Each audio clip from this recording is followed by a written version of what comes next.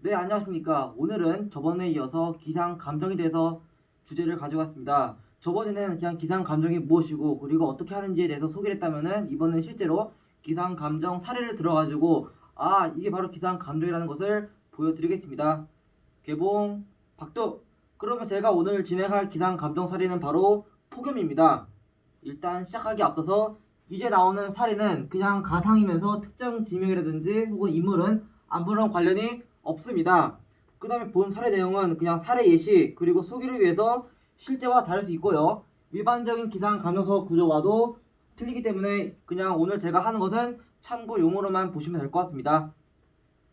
그러면 사건입니다. 일단 2019년 8월 2일 오후 7시 45분에 경북 김천 대덕면 어디 리에서 80대 기상이라는 분께서 사망하셨습니다. 일단 사망 원인은 바로 심정지인데요. 당시 상황 보시면은 이분께서는 밭일을 하시던 중에 쓰러진 상태였고 당시 김천에서는 8월 2일 당시에 폭염 경보가 내린 상태였습니다.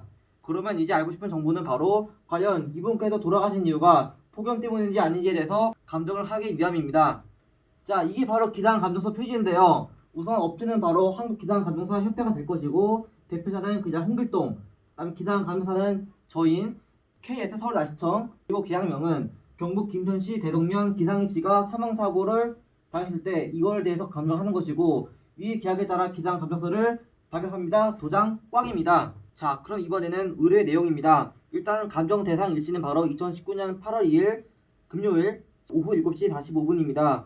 그 다음에 감정 대상 장소는 바로 아까 봤던 것처럼 경북 김천시 대덕면에 있는 어떤 리가 되겠습니다. 그러면 목적은 무엇이냐? 기상희 씨가 해당 시간에 밭에 쓰러지셔서 발견됐는데 발견됐을 때 심정지 상태였습니다. 또한 당시 김천시는 폭염 공보가 계속해서 있던 중이었고 관할 경찰서에서는 기상희 씨가 사망한 이유가 폭염 때문인지 아닌지를 규명하기 위해서 의뢰를 한 것입니다. 의뢰인 주소는 바로 경북 김천시 땡땡동 땡땡로 땡땡경찰서, 즉 여기 있는 경찰서가 되겠고 의뢰인 성명은 바로 여기 경찰서 과장이 되겠습니다.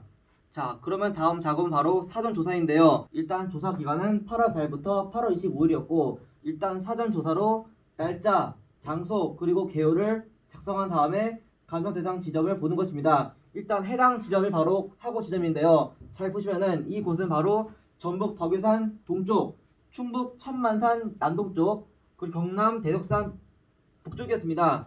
그 다음에 경북 김천 수도산 북쪽이었고 또 과대산 서쪽 해발 188m 분지 지형이었습니다. 즉 여기가 바로 해발 188m의 분지 지형이었고요. 여기서 가장 가까운 AWS는 바로 여기 있는 대덕 AWS 그리고 김천 AWS입니다. 즉 사고는 여기서 났는데 AWS가 상당히 멀리 있었습니다. 그 다음에 사전조사 이후에는 다음 해인 2020년 4월 30일부터 5월 1일 날에 현장을 가서 직접 조사를 하였습니다. 그러면 이제 본격적으로 자료 분석입니다. 일단 분석 기호는 바로 기상청 지상하고 상층 분석 일기도를 활용하였고 즉 이걸 통해서 폭염 발생 및 지속 여부에 대한 종강 기상을 분석하였습니다. 그리고 나서 한반도 지상 일기도 상층 유선 풍속도 그다음에 925헥토파스칼의 상당 온이하고 기온, 바람, 잠을 봐가지고 사고 지점의 폭염 상황을 상세히 알려고 노력했습니다. 그 다음에 대덕에 있는 AWS 그리고 사고 지점의 KLAPS 예상 단열선도 그리고 위성을 통해서 사고 지점의 폭염 지속 상황을 분석하였습니다. 그 다음에 대구기상지청에서 발표하는 동네 예보하고 폭염 예보를 봄으로써 사고 지점의 폭염에 대한 위험성이 고지되었는지를 확인하였습니다. 그러면 이제 하나하나 보겠습니다. 일단 이게 바로 사고 날짜의 9시, 15시, 21시의 지상일기도인데요. 일단 잘 보시면 09시에는 태풍 이피가 여기 광동성 경차였고 북태고 가장대로부터 남풍기로가 아주 세게 불어왔습니다. 즉 엄청나게 습하고 무더운 공기가 우리나라로 이루어졌다는 얘기인데 당시도 보시면 한반도 상공에 이렇게 고압대가 위치하였습니다. 이렇게 고압대가 있다는 것은 공기가 하강하면서 구름 자체가 솟아난다는 얘기이고 이것은 곧 강한 일사를 야기하였습니다. 그리고 15시를 보시면은 마찬가지 태풍 이피는 계속 같은 자리에 맴돌고 있었고 우리나라에는 H는 없었지만 여전히 고압부에 위치하였습니다. 즉 계속해서 하강 기로가 있다 보니까 구름 자체가 거의 사라지는 일이 발생했습니다. 그 다음에 이 와중에도 고온다습한 공기가 계속해서 들어오다 보니까 기온은 올라가고 구름 없으니까 온도를 낼 만한 요인이 없었습니다. 그 다음에 21시를 보시면은 일본 즉 해가 짐으로써 여기 있던 열 고기압은 사라졌지만 여전히 북태고가 이렇게 지배를 하면서 대기가 매우 안정하였고 게다가 바람 자체가 거의 불지 않으면서 높은 기온이 계속 유지가 되었습니다. 이에 따라 지금 이게 바로 사고 당일날 기상일기도 분석했습니다. 그러면 이번에는 사고 당시 09시, 15시, 21시의 하층 일기들을 보겠습니다. 일단 잘 보시면은 이게 바로 북태평양 고기압인데요.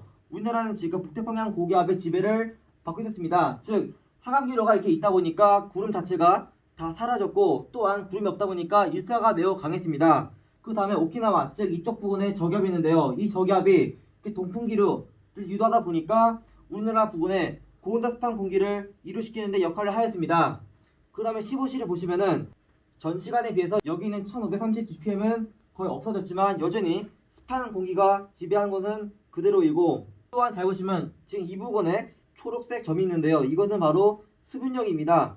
즉 우리나라는 지금 굉장히 습하면서도 더운 상태였고 여기 있는 수분력은 곧 1.5km 부근에 대륙이 존재한다는 것을 암시합니다. 그 다음에 중국 대륙으로부터 건조한 공기가 이렇게 발해만까지 확장했는데 즉 북태고에 있는 고온다습한 공기하고 여기 있는 또 뜨거운 공기가 합류하면서 우리나라는 지금 굉장히 뜨거운 공기에 지배를 당했습니다.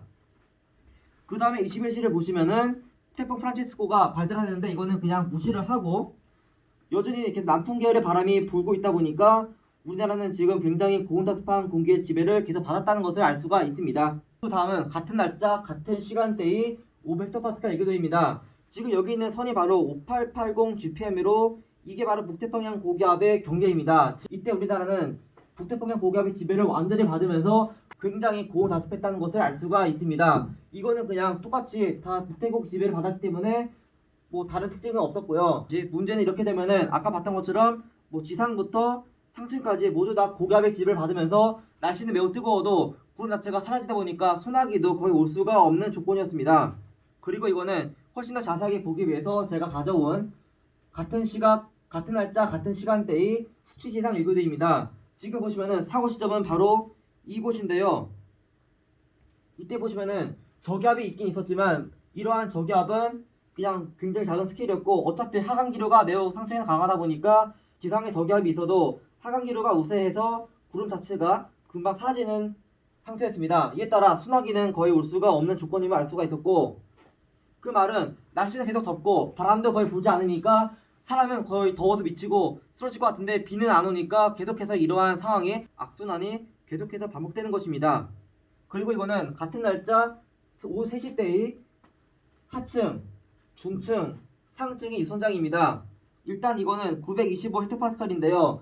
잘 보시면 하층에 수렴대가 있긴 있었지만 이 수렴대는 사고 시점에 지나가지 않으면서 사고 시점은 그냥 바람도 거의 없고 수렴도 없다 보니까 구름 자체가 생길 수 없는 조건이었습니다. 그 다음에 하층 말고도 상층에서도 수렴대가 없다 보니까 그냥 공기는 그냥 흘러가는 상태였고 구름대는 만들어지지 않고 그냥 약한 대류음만 생기다가 혹은 약한 뭉게구름만 생기다가 많은 정도였습니다. 이에 따라 해는 쨍쨍하게 내려지고 구름은 조그맣게 뜨다 보니까 기온 하강을 일으킬 만한 요인이 없었습니다. 지금 보시면은 풍향 자체가 여기는 이렇게 보다가 여기는 이렇게, 여기는 이렇게, 여기도 이렇게 보는데 즉 순전하기 때문에 온난이류가 아주 강하게 불어왔음을 알 수가 있습니다. 또한 하층 말고도 상층에서도 고압권에 우세하게 지배하다 보니까 소나기는커녕 구름 자체도 없었습니다. 그리고 이거는 사고 당일의 일체고 기온하고 오후 4시 부근의 체감 온도입니다. 사고 시점은 바로 이곳인데요. 이때 보시면은 AWS는 비록 여기 있어서 그냥 아무렇게나 내삽했겠지만 그냥 잘 보시면은 대략적으로 약 34도에서 35도였습니다.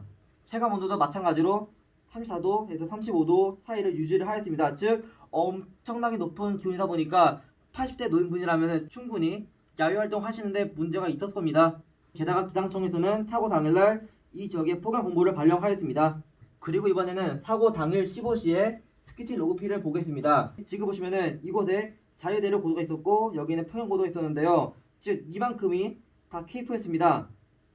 케이프가 무려 1853 줄로 상당히 컸지만 문제는 보시면은 하층부터 상층까지 모두 남풍 계열로 MT 기단이 지배하였고 850부터 600 사이로는 동풍기류가 불다 보니까 대기가 매우 안정해서 대류온이 생기다 말고 중간에 다 사라졌습니다. 즉 한마디로 이 당시에 굉장히 습하고 더웠다는 것만 알 수가 있습니다. 그 다음에 이거는 사고 당일 대덕 AWS 1기온 변화입니다. 사고 발생 시간은 바로 7시 45분이었으므로 이 선이 바로 그 시간대를 암시하는데요. 당시 보시면은 사고 당시 기온이 27도였고 하강하는 중이었고 당시 낮 최고 기온은 34도로 굉장히 높았습니다. 근데 이거는 대덕이다 보니까 사고 지점과는 차이가 있다는 것을 미리 알아두시기 바랍니다.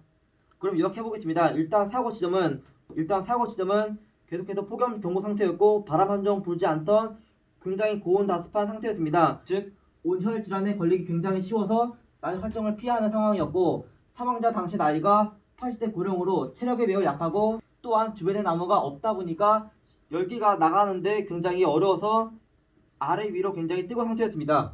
또한 사고 다음 날에도 바로 근처인 고령군에서도 유사한 사망 사고가 발생하였고 당시 병원에서도 열사병으로 진단을 내리면서 사고 관련성이 있다는 것을 알 수가 있었고 이에 따라 우리는 기상희 씨가 사망한 이유는 폭염이 이한 것이 맞다라고 결론을 내리겠습니다.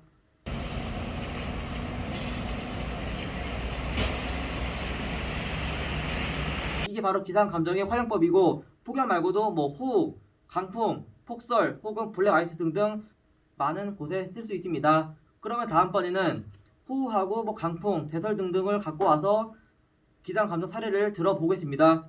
저희 한국기상감정사협회는 날씨로 인해서 억울한 분이 없을 때까지 열심히 일하겠습니다. 그럼 이상으로 기상 감정 사례 폭염편이었습니다. 구독과 좋아요 눌러주시면 감사하겠습니다. 감사합니다.